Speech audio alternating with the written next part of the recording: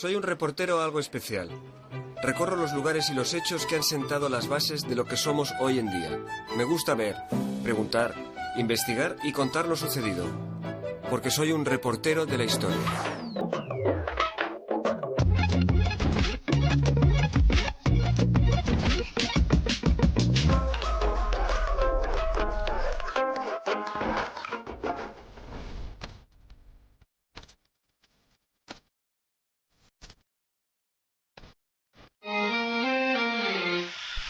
Hoy vamos a conocer a Narcís Monturiol, un hombre que creía en la ciencia, el progreso y la justicia social. Su audacia le llevó a sumergirse en su prototipo para demostrar que navegar bajo las aguas era posible. Sus estudios y cálculos todavía hoy se aplican para construir los submarinos de bolsillo más modernos. También hablaremos con la historiadora Mary Nash, que ha hecho del papel de la mujer en la historia, tantas veces olvidado, el objeto de sus estudios e investigaciones. Y para acabar, una de las grandes falsificaciones de la historia. Unos textos supuestamente sagrados que demostraban los orígenes cristianos de los moriscos. Son los plumbeos del Sacromonte, la historia de una falsa historia.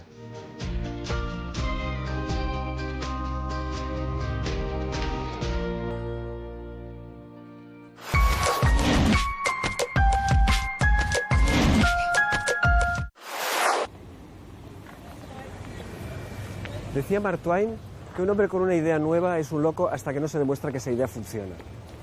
Narcís Monturiol era uno de esos locos.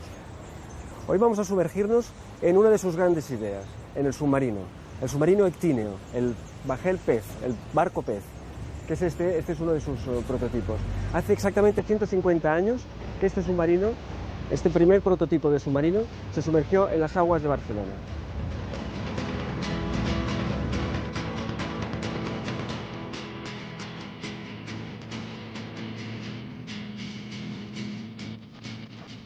La biografía de Monturiol es también la biografía de su tiempo.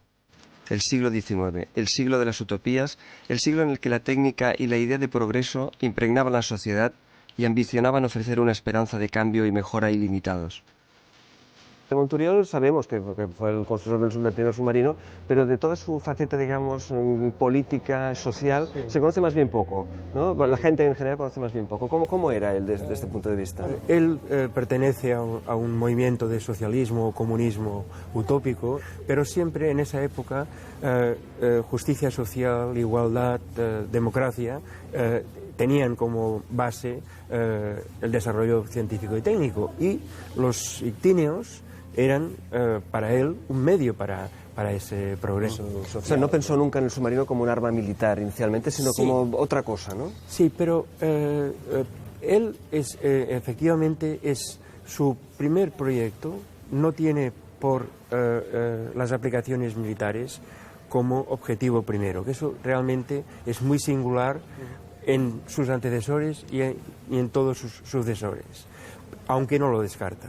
Pues él dice lo que muchos científicos y técnicos en cosas militares han dicho: mis ictíneos acabarán con la guerra naval. Un submarino para acabar con las guerras. Sí, pero los que hicieron la bomba atómica en el proyecto Manhattan también estaban convencidos que la bomba atómica era un arma tan fuerte que acabaría con la guerra, porque nadie se atrevería a usarla, ¿no? Claro, la usaron enseguida, ¿no? De todas formas, la idea original de construir el ictíneo fue pensando en el sufrimiento de los pescadores de coral, ¿no? Sí. Es una historia muy bonita. Sí.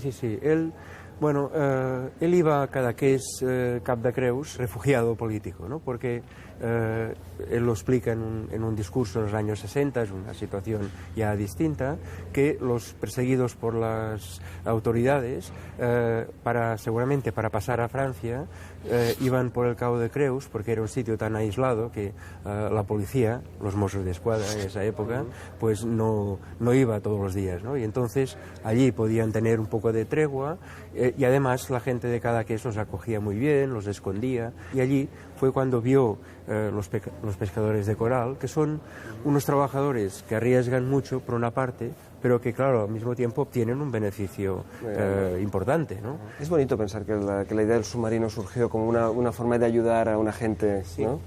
Es una idea filantrópica y es muy singular, porque la historia del submarino es este episodio de Monturiol es realmente único. Su idea principal, la primera y la principal, eran las aplicaciones científicas, muy influido por la ciencia de su tiempo, por ejemplo, por Humboldt y el cosmos, ¿no? De conocer la naturaleza, y él decía que los ictinios permitirían conocer el fondo del mar, que era, claro, una parte de la Tierra realmente desconocida, y por cierto lo continúa siendo, aunque hayan pasado más de 150 años, los fondos marinos continúan siendo muy poco conocidos y poco explorados por dificultades evidentes, ¿no? Narcís Monturiol está considerado el inventor del primer submarino, a pesar de que de forma paralela otros inventores europeos persiguieron, antes y después que él, el mismo objetivo. ¿Cuándo fue la primera inversión? ¿Cuándo se lanza? En junio de 1859. ¿Dónde? En el puerto de Barcelona. Aquí instalaron un taller, seguramente construyeron en la Barceloneta, ellos dicen cerca del muelle de Sanidad, que estaba cerca de las fábricas, digamos, metalúrgicas más importantes, la Maquinista Terrestre y Marítima, el Nuevo Vulcano, que eran fábricas que construyeron muchas piezas de los ictíneos. ¿Y qué tal fue esa primera experiencia? La primera experiencia fue un poco accidentada, porque cuando botaron el barco al agua, se rompió, tuvo una pequeña avería, pero así todo decidieron sumergirse durante 3/4 de hora. ¿Entrando agua dentro del submarino? Sí, claro. Sí. ¿Cuánta gente iba? Esa primera experiencia y las primeras... En la primera sumersión, seguramente por razones de seguridad, bajaron Monturiol, Josep Missé, que era el mestre d'Aixa, el constructor, técnico constructor, y Josep Oliu, que era un compañero de fatigas de Monturiol y también estaba dentro de este equipo.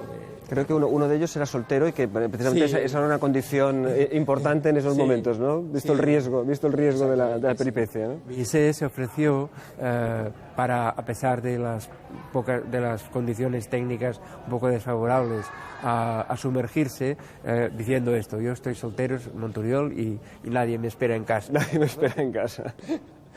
Y esa primera inmersión, cuando luego salen vuelven a tierra, ¿qué sensación les ha provocado? Sobre todo la sensación de estar haciendo historia. Ellos fueron siempre muy conscientes de que este proyecto no era una aventura más, una experiencia más, y todo a lo largo de los 10 años que duraron las experiencias con los ictíneos, tenemos hay mucha información que procede de esa conciencia de estar pasando la historia, ¿no? Ha quedado un legado Monturiol, claro, muy importante, ¿no? Claro.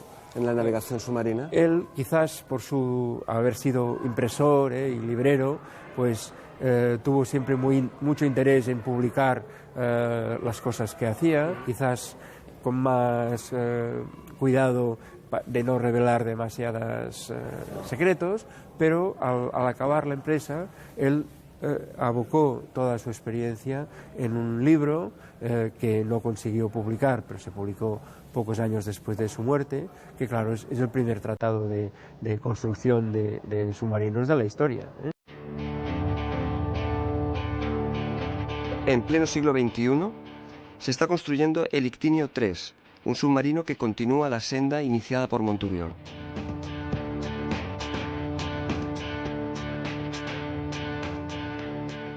Bueno, este es el Ictíneo 3. ¿Hasta qué punto es heredero de la experiencia de Monturiol de los Ictíneos 1 y Ictíneo 2?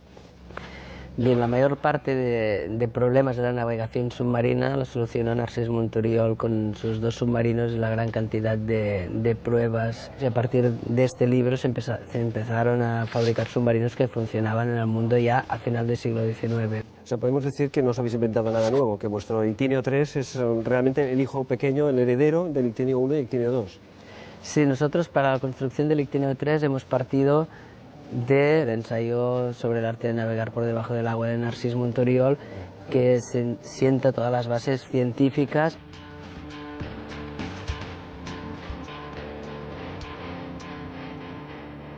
Bueno, lo que hemos visto antes era la maqueta del ictíneo, lo que hemos visto en el museo. Este es el verdadero ictíneo que se está construyendo y el que bajará a más de 1000 metros de profundidad. ¿Cuáles son las etapas del proyecto? ¿En qué momento estáis de esta construcción? En este momento, la mayor parte de las piezas que conforman la parte mecánica que aguanta la presión están todas construidas. Además, estamos construyendo todo el carenado. Este ictíneo también tiene forma de pez. ¿Hasta qué punto habéis aprovechado las ideas de diseño de Monturiol? De cierta manera hemos llegado al mismo punto sin pretender imitar a Monturiol. Nosotros íbamos a buscar un carenado que no tuviera ninguna pieza que pudiera engancharse en el fondo del mar, que fuera hidrodinámica, que tuviera timones verticales y horizontales. Y con todo esto, al final, cuando ya lo teníamos diseñado, vimos que se parecía mucho al Ictineu de Monturiol. ¿Y cuál es el calendario? ¿Cuándo votaréis? ¿Cuándo haréis como hizo Monturiol, de echar al agua a su pez? Por desgracia, nosotros estamos tardando 3 veces más que él. Él en 2 años diseñó y construyó su primer submarino, nosotros ahora ya llevamos 6 años y la idea es que a final de este año el submarino ya esté para hacer las primeras pruebas de mar, todo terminado.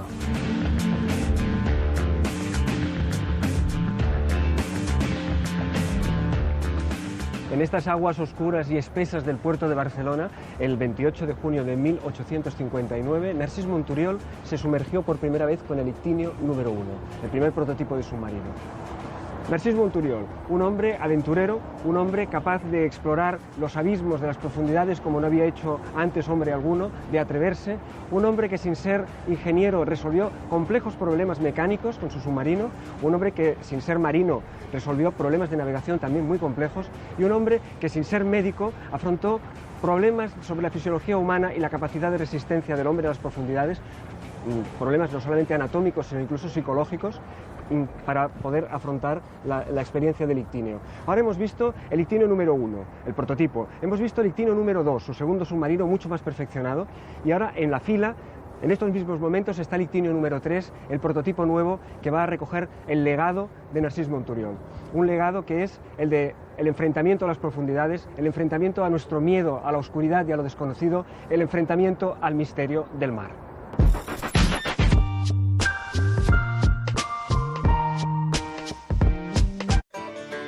Fundadora de la Asociación Española de Investigación en la Historia de Mujeres, Mary Nash es una de las mujeres que más ha aportado en el esfuerzo de descubrir la historia oculta de las mujeres españolas.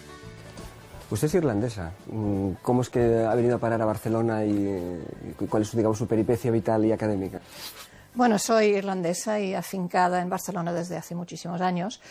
Llegué aquí en mayo del 68 con las fronteras cerradas, pero sin la intención de quedarme.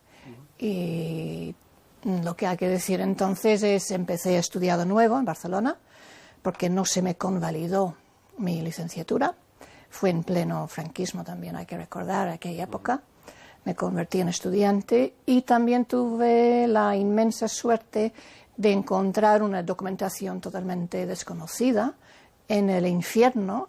El infierno es como se llamaba, donde se guardaba, el sitio donde se guardaba toda la documentación clandestina que censuraba el franquismo. Empecé a investigar y es claro, en este marco como estudiante en la Universidad de Barcelona hice la propuesta al catedrático Emili Giralt para hacer una tesis doctoral bastante inaudita, insólita, que era sobre las mujeres durante la Segunda República y la Guerra Civil. ¿Y cómo se hace una historia de las mujeres? ¿Cómo se hace historia de las mujeres? Claro, depende de cuándo estemos hablando. En los años 70 no teníamos un bagaje, era absolutamente nuevo, por lo tanto casi se trataba de rescatar, de dar a conocer figuras desconocidas. Y cuando digo desconocidas, quiero decir que realmente había apenas memoria sobre figuras importantísimas de la época de la Segunda República y de la Guerra Civil, hasta tal punto. Incluso algún colega de aquel momento insinuaba que yo me inventaba estas señoras, ¿no? Yo empecé trabajando en torno a las organizaciones de mujeres de la época de la Segunda República, particularmente de la Guerra Civil. Y esto se había perdido totalmente por la censura, por las represalias y este desconocimiento que quizás en el caso de la historia general se había mantenido respecto a figuras políticas masculinas, pero que se había perdido totalmente. Entonces, en este sentido, era recurrir casi a reconstruir el eslabón perdido de la memoria respecto a las mujeres, dar a conocer, por eso hablo en términos de recuperación.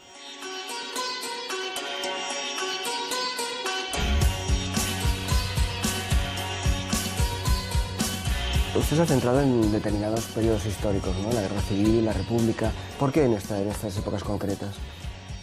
Por varias razones. Primero, la Segunda República, ¿no? Estos años de un régimen político democrático republicano que había iniciado en su momento, en los años 30, todo un conjunto, un paquete de reformas legales absolutamente decisivas basadas en el principio de la igualdad. Pero no solo es esto, sino, por ejemplo, toda una serie de reformas legales en el ámbito laboral para asentar el principio de la igualdad de trato. En aquel momento se inicia lo que hoy en día hablamos en términos de igualdad de oportunidades. Fue un avance extraordinario.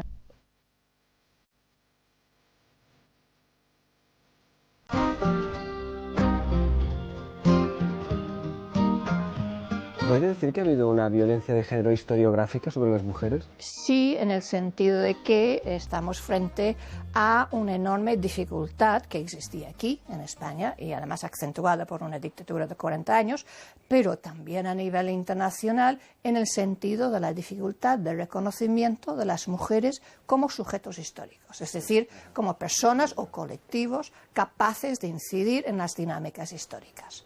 Por lo tanto, estaban invisibilizados, y una de las contribuciones iniciales, yo creo que muy importantes, que se hizo en aquel momento, años 70, años 80, fue poner de relieve la invisibilidad y la ausencia.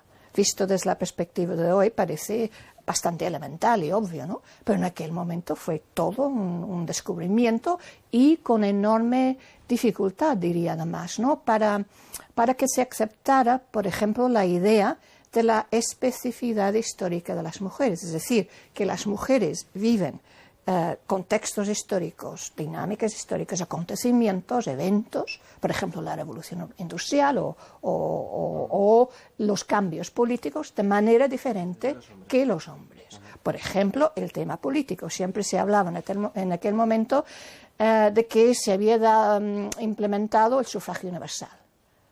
Los historiadores no habían puesto relieve que cuando se hablaba del sufragio universal solamente afectaba a los hombres. Es decir, las mujeres llegaron al ejercicio del voto como ciudadanas de forma muchísimo más tardía. Es decir, categorías generales, universales, se utilizaban sin pensar que realmente no estaban incluidos, en este caso, incluidas las mujeres. Hay quizá algunos ámbitos en el que la invisibilidad de las mujeres no ha sido tan grande. Estaba pensando en la ciencia, en el arte, en la literatura.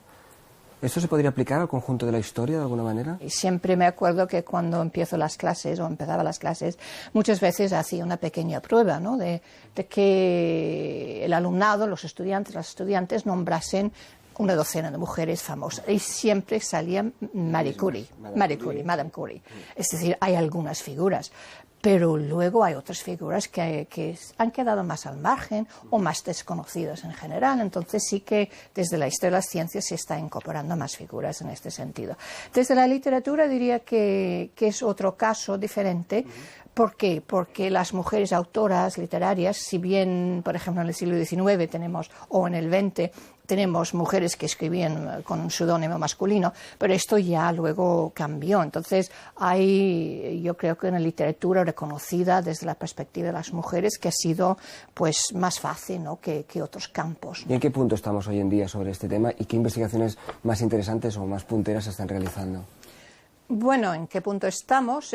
Claro, hemos alcanzado una situación de igualdad de derechos. Esto está clarísimo. Incluso la Ley de Igualdad ha planteado también temas absolutamente novedosos como la conciliación de la vida familiar y el trabajo.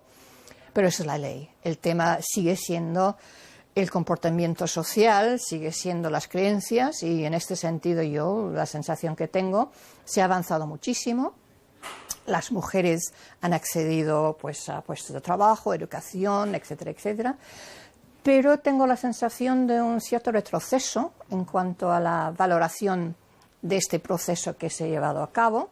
Las mujeres que vivieron la transición son mujeres curtidas a partir de la resistencia, a partir de la limitación en muchos ámbitos, familiares, profesionales, etc. La generación actual de mujeres jóvenes no han vivido esto, entonces yo creo que encuentran los obstáculos y dificultades mucho más adelante, a una edad mayor, cuando están más solas, es decir, no les pasa cuando están en las universidades o cuando se están formando, y luego, claro, la capacidad de respuesta o de puesta en común, pues es más difícil.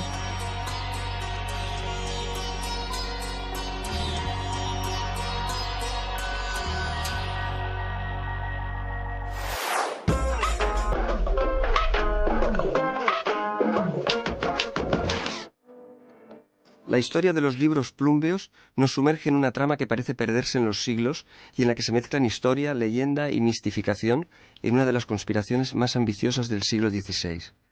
La aparición de un nuevo evangelio falso, cuyo contenido solo podía ser descifrado gracias al árabe, parecía que podía cambiar el trágico destino de los moriscos españoles. ¿Pero qué son realmente estos libros? En el año 1588 se había producido un hallazgo donde se encontró una cajita betulada que tenía una serie de objetos, una profecía sobre lo que ha de pasar con la venida de Mahoma. Se encuentra también un hueso que parece que era de San Esteban. Se encuentra también un trozo de tela que parece correspondió al velo, manto de la Virgen María, pero que todas ellas apuntaban, como digo, que luego iban a ser los libros plúmbeos. Bueno, los libros plúmbeos no son fáciles de definir. Se trata de unas láminas de plomo, de ahí su nombre, que contienen pues una serie de escritos de origen islámico.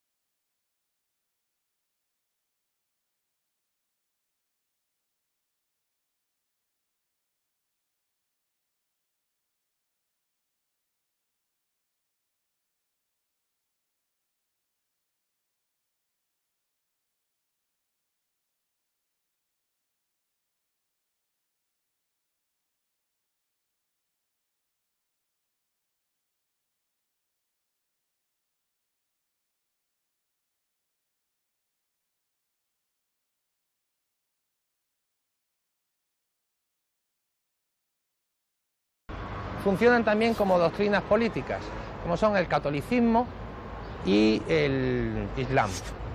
Entonces, es precisamente aquí en la Casa de los Tiros, donde tiene la sede y casa solariega la familia más importante del pasado morisco granadino, la familia de los Granada Venegas, descendiente de la familia real nazarí, es donde se trama, donde tiene lugar, donde los autores de esta trama novelesca y real de los libros plúmbeos se organiza ese plan de hacer aparecer unos libros sagrados aquí en Granada, junto con unos restos también sagrados en el Sacromonte. Dos de los asistentes a la tertulia literaria que se produce en la Casa de los Tiros son Alonso del Castillo y Miguel de Luna. Son los autores intelectuales de toda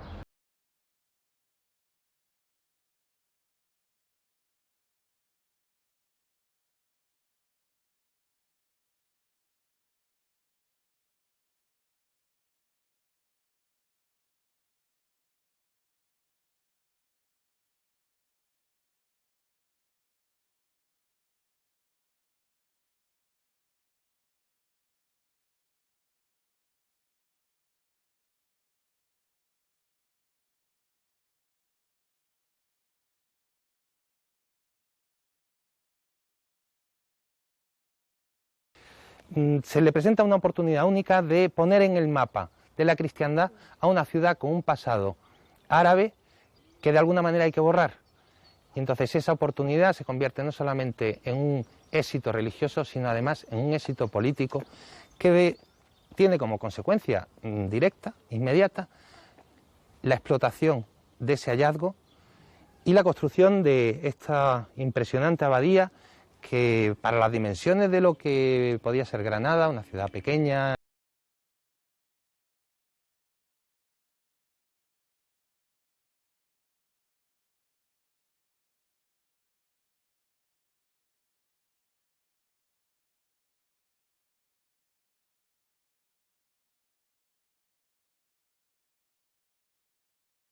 Cuando él se convierte a la religión cristiana, se ordena como sacerdote jesuita, es enviado a Roma y posteriormente a los países orientales a evangelizar. A la vuelta a Roma deciden que es el más indicado de todos para volver a su propia tierra y dedicarse a la evangelización de sus antiguos compañeros de fe. Cuando vuelve se encuentra en el momento culmen de la aparición de los libros plúmbeos, pero él tiene una clave interesantísima, y es que conoce la lengua. Entonces es, desde el primer momento, el más furibundo enemigo de la veracidad de los libros. Él vive un conflicto entre dos religiones que él, una ha nacido en ella, la musulmana, otra le ha acogido, la cristiana, y en su seno, en su interior, son dicotómicas.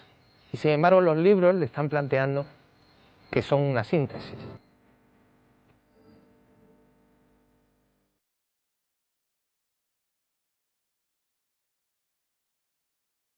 La cuestión cuando se plantea es cuando aparece en escena don Pedro de Castro, que era el 10º arzobispo de Granada, creyó en los hallazgos. Y en el año 1600 pues reunió un concilio en Granada que decidió la autenticidad de los hallazgos. Se valió para realizar esa labor de todos los medios, y entre ellos se valió de las historias eclesiásticas que escribieron algunos de sus colaboradores. Los que lo siguieron, porque era un hombre muy influyente, el propio Sacromonte, que fue consecuencia de estos hallazgos y demás, no parece que fuera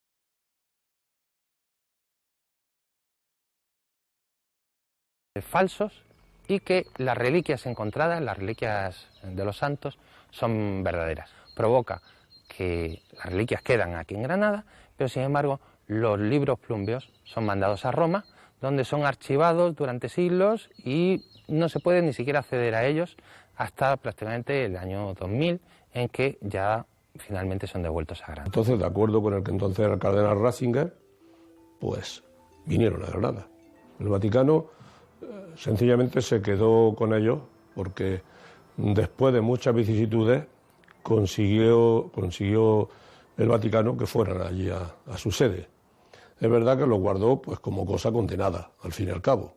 La Iglesia actual sobre los libros plúmbeos, pues lo que piensa es lo que en su momento, en 1682, se decretó, que eran falsos y heréticos. Otra cosa distinta es que con una táctica bien concebida no condenó los restos martiriales. El caso lo tenemos en el propio San Cecilio, que como digo sigue siendo patrón de Granada cuando no hay ninguna razón histórica que lo valga.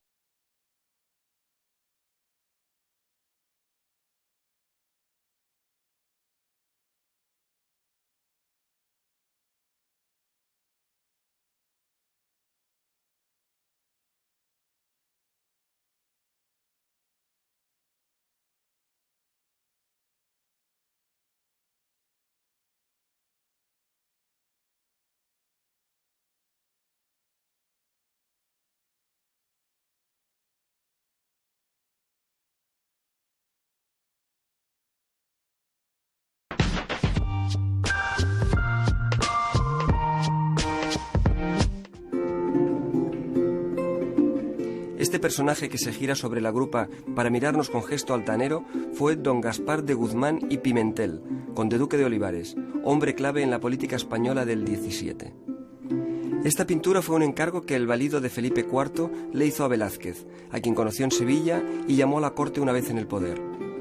Retratado sobre un hermoso caballo alazán en posición de corbeta, Olivares se equipara así al rey y a su heredero, el príncipe Baltasar Carlos, a los que Velázquez pintó en la misma posición. Vestido con los atributos de general, está más atento a lo que deja detrás que a la batalla hacia la que marcha, quizá porque, pese a esta imagen aguerrida, nunca pisó un campo de batalla. Cuando se realizó esta pintura, en torno a 1635, Olivares estaba aún en la cima del poder, llevado por su obsesión de convertir la monarquía de los Habsburgo en una fallida nación española. Olivares moriría en Toro en 1646. De su obra nos quedan los magníficos lienzos de Velázquez, que debían adornar el Palacio del Buen Retiro, marco ideado por Olivares para reflejar esa grandeza del rey tan poco acorde con la penuria económica del momento.